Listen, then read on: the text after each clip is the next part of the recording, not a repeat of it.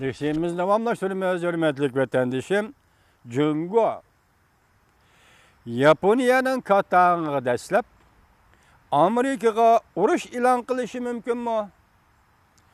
Mavzulu haber 8. ayının 13. günü Van Vitor betida ilan qilindi. Haber mundaq başlandı. Bu haberni Van Vitor betining muxbiri Jan Shah efendi tercüme qilib tahrirlagan. Haber mundaq başlandı. Amerikada neşri qilindigan Dünya Siyasi Obzorlari jurnalining tor betida Steven Mattizning maqolasi e'lon qilindi.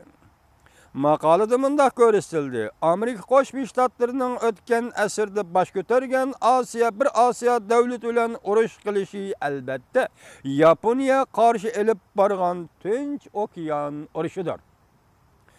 Amerikaliklar bu qatim zo'r urush 1940-yil Yaponiyaning Pearl Harborga hujum qilishi bilan boshlandi deb hisoblagan edi.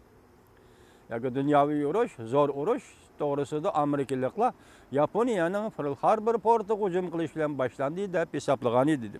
Yaponiya urush boshlashdan bir necha yil burun bu urushga tayyorlik qilgan. Yaponiyaning nazarida urush Pearl Harbor voqeasidan burunli boshlangan. Lekin Washington doiralari ve Amerika Qo'shma Shtatlari har bir taraf urushning qistab kelganligini sezmagan. Biz kinolardan ko'rib turibmiz-ku, Yaponiya tajovuz qilganda bextolat turgan edi Amerika. Hech kim bilmagan edi. Dal mushunda vaqtda sezmagan. Undaqda bugun Jungo xuddi tarixdagi Yaponiyadek ish qilamdi. Amerika Qo'shma Shtatlari bilan Jungo o'rtasida urush allaqachon boshlandimi? deb savol qo'ydi Steven Mattis efendi.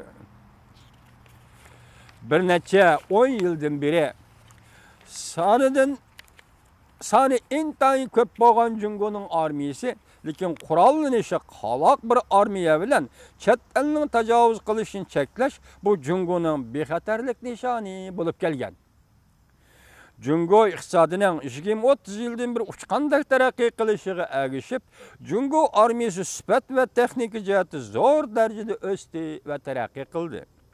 Davlat bexatarligi va harbiy strategiya sohasida o'zgarish hosil qilish bir maydon krizis yoki urush jarayonida dushman kuchlarining harbiy kuchini tarmar qila oladigan, zarbi bera oladigan, jumladan Amerikani o'z olgan 3-tarafning harbiy aralashishiga zarbi berib, Amerikaning Osiyo Tinch okean rayonidagi tizginlash huquqini talasha oladigan bo'ldi.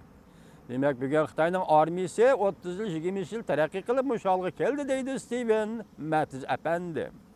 Beijing 2014-yildan boshlab to'pdan durib, dengizda orol yasash kirishgan. Orol yasashni Janubiy dengiz taqim orollarining oldingi xada tashlariga kengaytgan.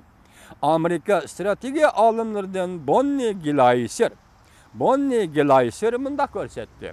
Bu hareket yani deniz tındırış hareketi xatarli hareket. Bu hareket her xil şekillik qurolliq to'qinishga elib berishi mumkin. Jungo Amerika Qo'shma Shtatlarining hukumat torbatlariga hujum qilishni kengaytib, Amerika Qo'shma Shtatlari hukumatining kadrlarni boshqarish idorasining qo'g'dash bo'limlarining statistika skalatlari qadar singib kirdi. Jungo hakkerlari Amerika Qo'shma Shtatlari hukumatining organlariga singib kirdi. Prezident Obama hukumati bayonot e'lon qilib, mundaq ko'rsatdi. Davomini anglaysizlar.